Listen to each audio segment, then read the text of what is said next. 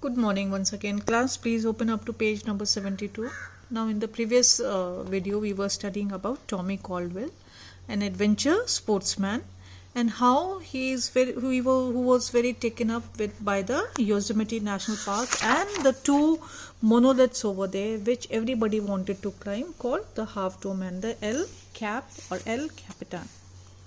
Now, he is Tommy Caldwell is a prodigy who started climbing very young, and how he won a championship, became a national champion at a very young age of 16.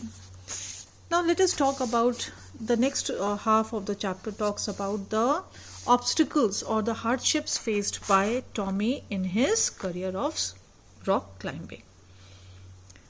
So, of the 100 or more routes up El Capitan, only 13 have been successfully free climbed, meaning to say it is so steep, so smooth that it is not easy to find footholds or finger holds or hand holds to climb it freely. You need some equipment to aid you or to help you to reach the summit.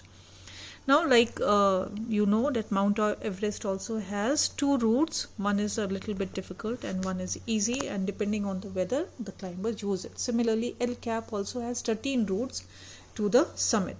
Hundreds of routes, but only 13 have been climbed successfully or used successfully to free climb.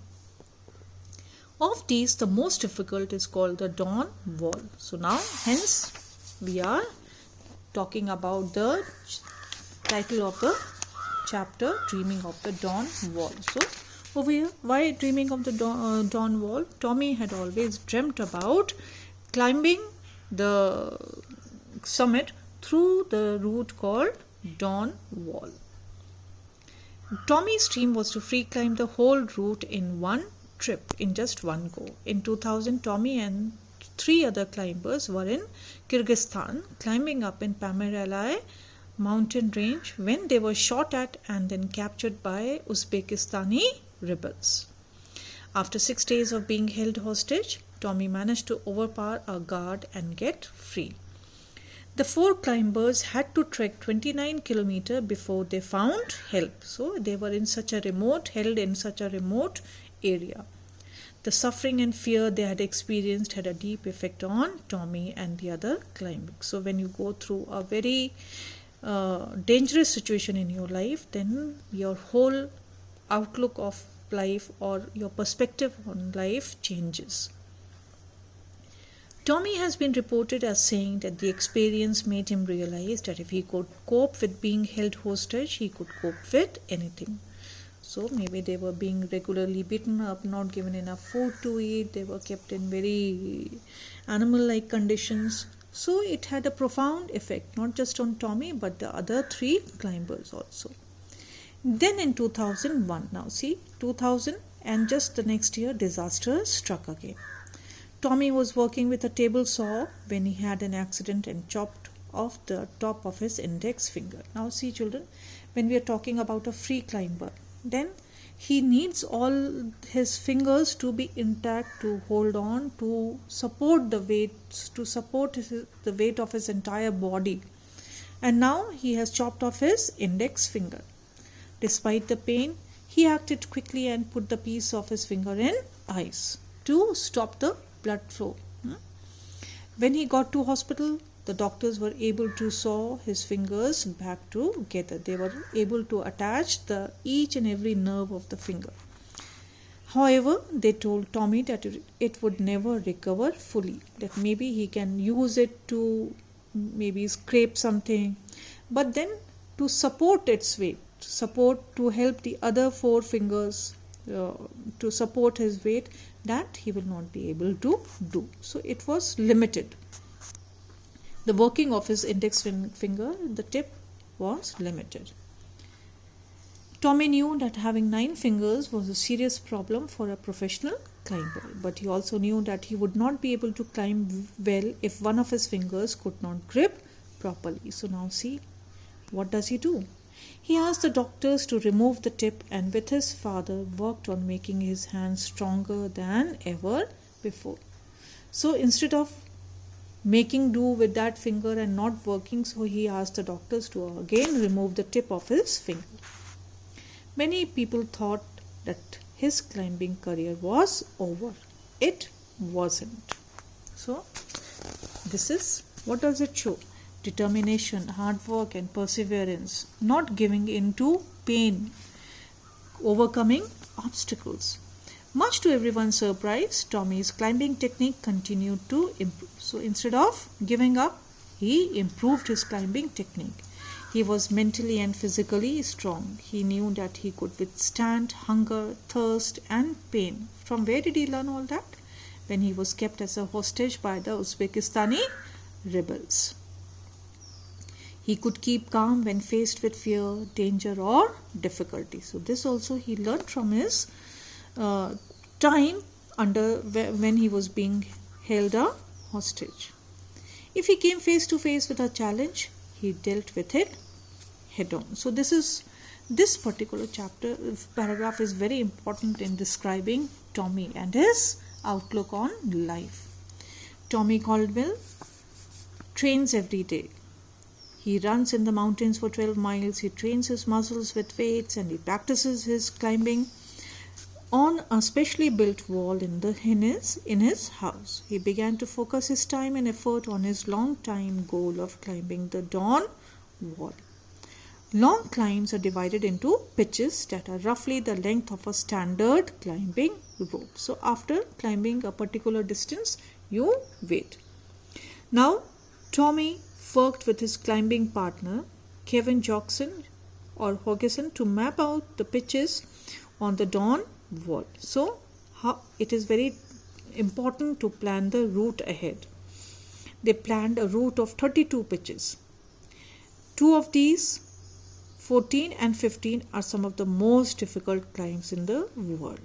Meaning to say, that particular area where the 14th and 15th pitch comes, one requires the climber to balance carefully on fingertips and toes and spring sideways to catch and hold on to a small bit of rock. You are not climbing vertically then, you are climbing sideways. And you are spring, that is, you need to jump a little. Throw your body to the left or right. For a few milliseconds, the climber is high above the earth, jumping from one part of a cliff face to another. And imagine there is nothing to stop your fall, just that harness to which you are attached. Tommy and Kevin began their climb on the 27th December 2014.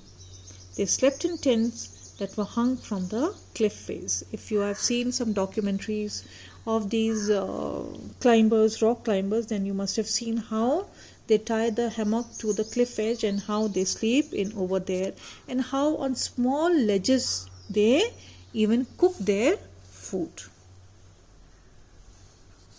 They slept in tents that were hung from the cliff face. Their friends helped them by providing a daily supply of water and lots of support.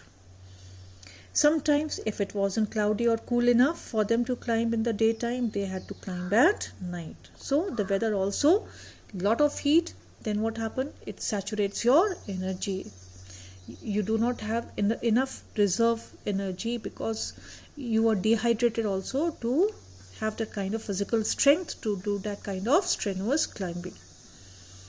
For the first week, the pair made good progress, and at the notorious pitch 15, Tommy climbed it and moved on, but Kevin didn't. He fell. The next day he tried again. It wasn't to be. For 10 days, Kevin was stuck on pitch 15. So it's quite a large number of days to be stuck on a particular point.